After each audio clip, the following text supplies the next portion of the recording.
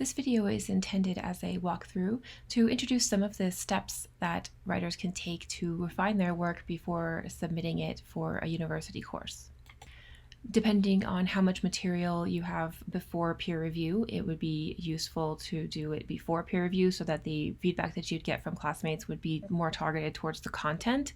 But you could always do this after peer review and before you submit it to your instructor or professor, whatever works for you and whatever works with your composition style.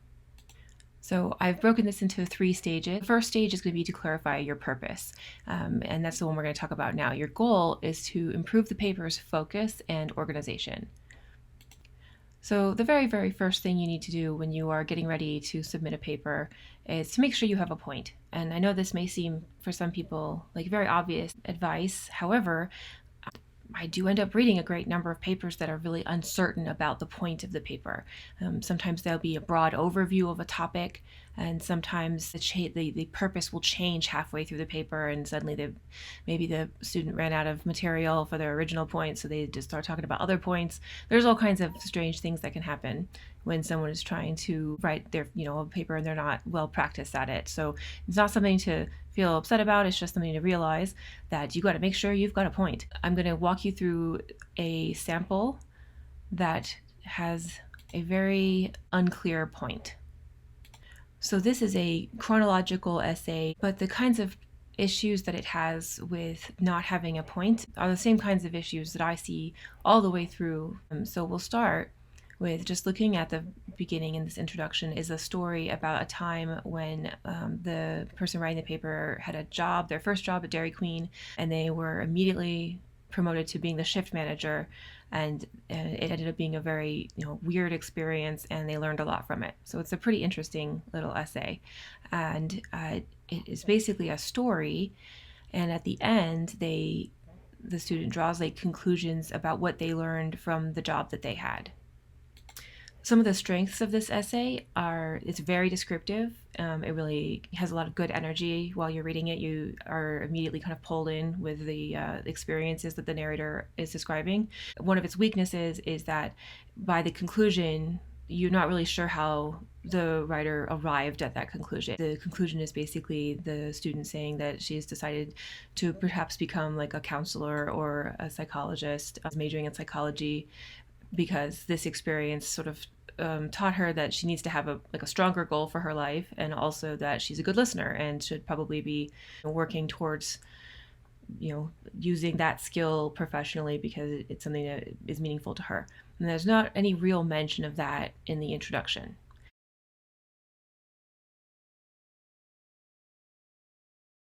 So this is one of those places where, if we go back to the walkthrough, I've looked down in the conclusion to see what this point was, and it was in the conclusion, and so then I need to double check that the point I'm making in the conclusion and the introduction are related. So I'll go back to this paper. I've already mentioned that I don't see them as being related, so I'm going to take a version of this, I'm going to copy it, and I'm going to stick it up with the introduction. And now, bearing in mind a couple of things about style in this scenario, if I just copy and paste this right in here, I'm basically just repeating myself. So I've got to reword this.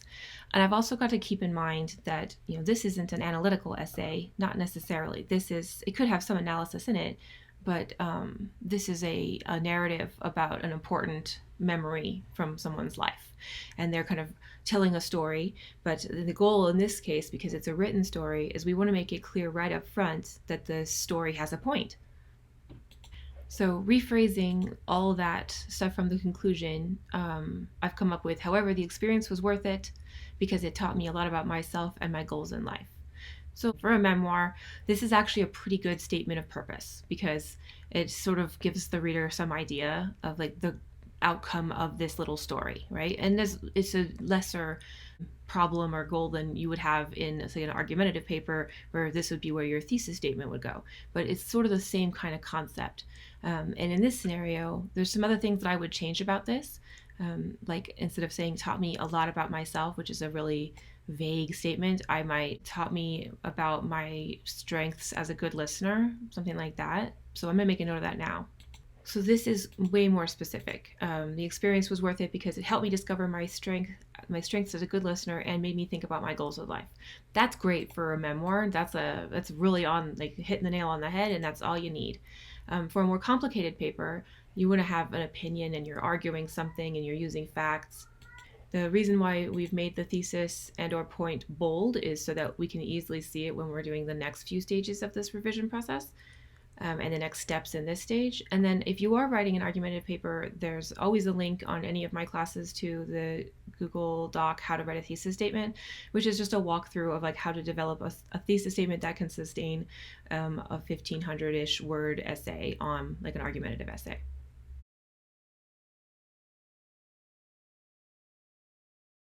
Our next step is going to be to create a reverse outline. The idea here is that we're going to go through this paper and we're going to summarize what happens in every paragraph except for the introduction and the conclusion. Those are different. We will deal with those a little later. But the body paragraphs, we're going to summarize each of them using the comment feature. Generally, what I would do is just highlight the first sentence of the paragraph and then hit the little comment button. And Microsoft Word also has this feature. So I'm going to go ahead and do that now. Okay, so now I have summarized in the very most basic terms what is actually in each of these paragraphs.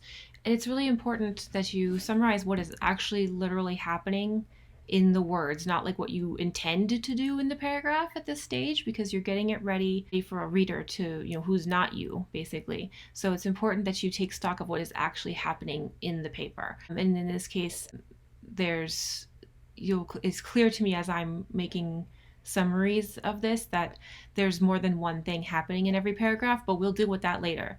But I've just gone through and I've explained things that happened in each paragraph. So if I return to my walkthrough, I have this tip over here that is, as I read each paragraph, I may find sentences that seem out of place. I can move these to a more logical place in the paper, or I can move them to another document just for now, saved as like leftovers or overflow or not needed at this moment, or whatever you want to call it. I usually call it leftovers. And the idea there is that you are not deleting things that you might need later, but you're moving them out of where they don't belong and putting them in a sort of intermediary space, or you're moving them to where they should go. So as an example, in this paragraph, the summary I've put is the narrator's first job was not the best experience, mainly because the location has security issues. So here I've got an interesting sentence. I've got an important thing to know about this Dairy Queen is that it is next door to a bar in a strip mall that is not in a good part of the city. It is actually in a really bad part of the city. I could always hear sirens, and there were always people coming in to ask for water or hanging around outside after dark. Another thing to know is that the owner was very cheap. So if I think about this particular sentence, it does seem unrelated in a way, but then if I look at this overall summary of this paragraph, the idea is that the location has security issues. Well, the owner is very cheap, and we find out that the owner is cheap and the air conditioner doesn't work and the security cameras are disconnected. So it seems like this is all one part of like a big problem for this person, like that the owner is cheap is related to the security issues because it's led to the security cameras being disconnected. So I'm going to leave this here for now, but that's one where I would normally, if I were writing this paper, I would wonder like, oh, does this belong here? Then we get to this next section. I was shift manager, so I had to make ice cream cakes.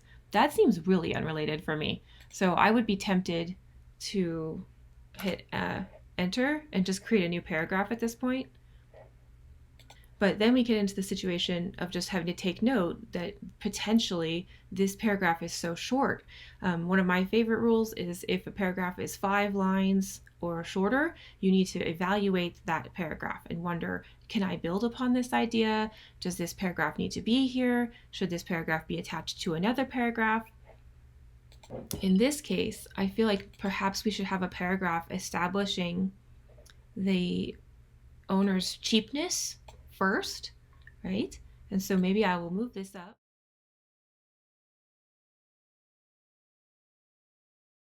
So now I've made this new paragraph where in this paragraph the narrator quits and then also just sort of gets on with her life. She's like, summer was over and it's time for me to start, so she just forgot about it. And so I just put the narrator quit as a result of this scary experience, and she doesn't reflect on it much at the time. But then of course we have this, it doesn't end there though, which is, a little cliche, but all right. So in this scenario, the what ends up happening is that after the narrator stopped working there, a former colleague of hers like calls her and tells her like that something horrible had happened, that they'd actually been robbed at gunpoint, probably by the same guy, I don't even know, a month after the narrator stopped working there. So like there's like a full circle here where actually it does come to fruition, but the narrator's not involved with it, but she hears about it. So then that doesn't really come up until we get down here, and this isn't really a conclusion, it's like a body paragraph that just sort of ends. However, some of the specific things that the narrator says that she learned from the experience is that her former colleague was probably really upset about being forced into this freezer at gunpoint, which doesn't really, I mean, she probably, I don't know if this person actually is a good listener, but I would consider moving this sentence up, not necessarily as part of this paragraph yet, but just as like a consideration of like maybe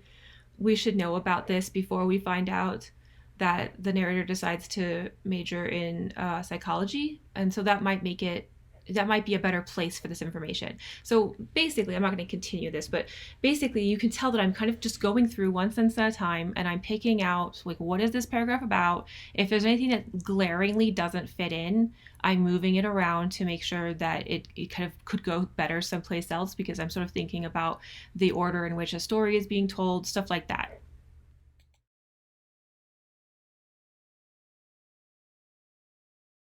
So now we're at our next stage, which is going to be summarizing each paragraph. Done. Remove extraneous information. I didn't do that yet. Look over the paper and create a list of the most important points that the paper addresses. Okay. So I'm pretty sure I'll catch extraneous information in the next step, but if anything glaringly like stood out to me at this point, I would just go ahead and put a line through it. Like, I don't know about this whole my dad says I have a trustworthy face.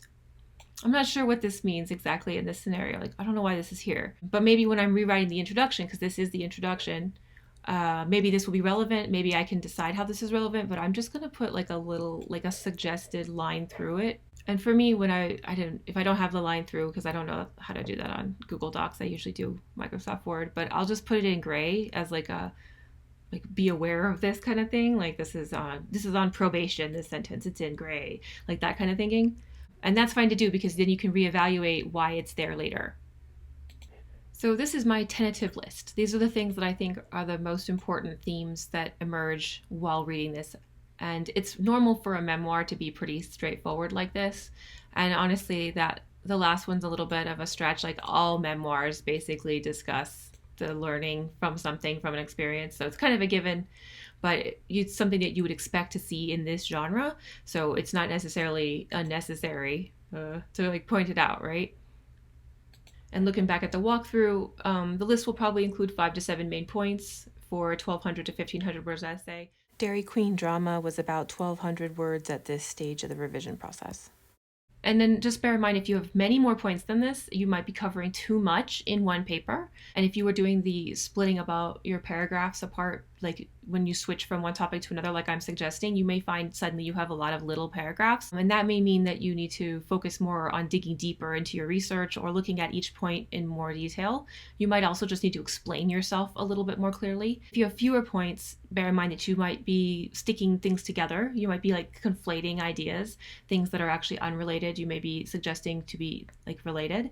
So the idea, first of all, of establishing in our sample essay, establishing that the owner was cheap is a different point than then building on that to say that the owner's cheapness made it dangerous. Those are like two discrete points, even if it doesn't seem that way. When you think about it, it actually is different, because things can be, the owner could be cheap, but not necessarily like have a dangerous situation brewing, right? If the owner's cheap and they live in a really safe part of town, maybe this wouldn't have happened. That kind of thing is different.